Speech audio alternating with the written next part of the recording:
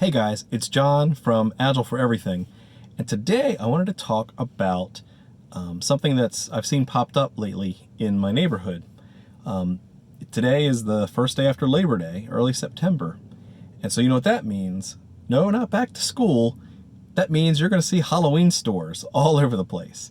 Halloween stores popping up left and right, taking over old abandoned department stores and the like. What I find interesting about that is that we still have almost 2 full months until Halloween. So how are these people going to know what's going to sell and what's not?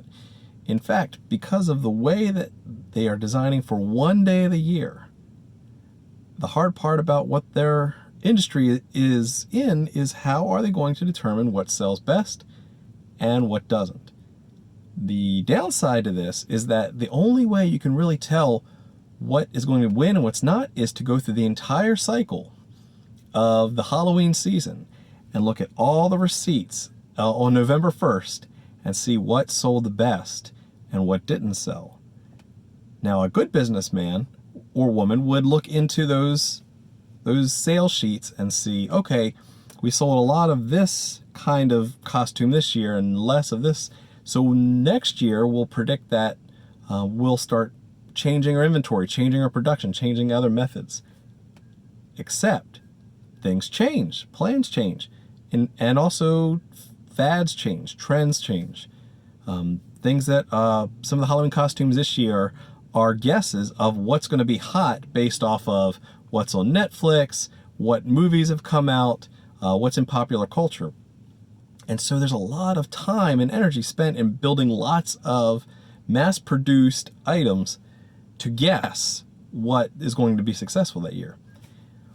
The hard part about all this, when you think about it, is the cycle time of learning, and which we'll talk about a lot more in future videos. The time between learnings is 1 full calendar year.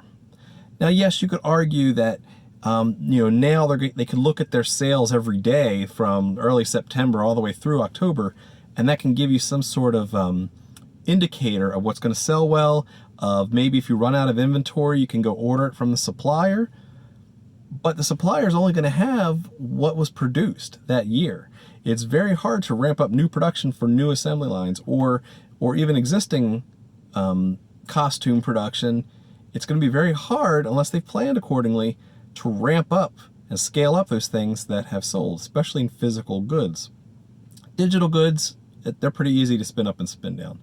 But brand new assembly lines are very hard and costly. In fact, again, early September now, that means 6 months before, at least, these items had to have been produced and then shipped to all these warehouses and then shipped to all of these retail stores. So what I want you to think about is the cycle time between whatever your value you're creating, whether it's a product that you make, whether it's a business that you run, a service that you give, what you do in your day job.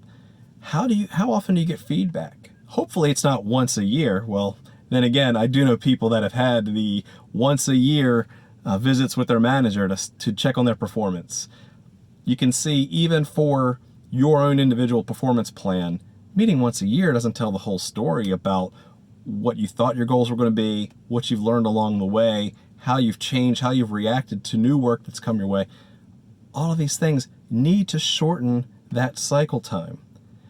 There's another military term for this called the OODA loop, the OODA loop, which is observe, orient, decide, and act. And think of it as a circle of those letters: observe, orient, decide, and act. And the whole goal of this is to observe what's going on, orient yourself to a direction, decide what you're going to do, and then act upon it so that you can then re-enter that circle again to say, okay, based on what I've done, let me observe the new reality, orient, decide, and act. This is also not unlike the Deming's model of plan, do, check, and act. All the same concepts. Look at what's going on, figure out some analysis of what is going on, decide on a course of action, and then do it, and then observe again. So once you deliver, you're not done. You still have to observe and see what the impact was of whatever direction you chose, because it's never too late to go a different direction. So the Halloween stores have a 1-year cycle time.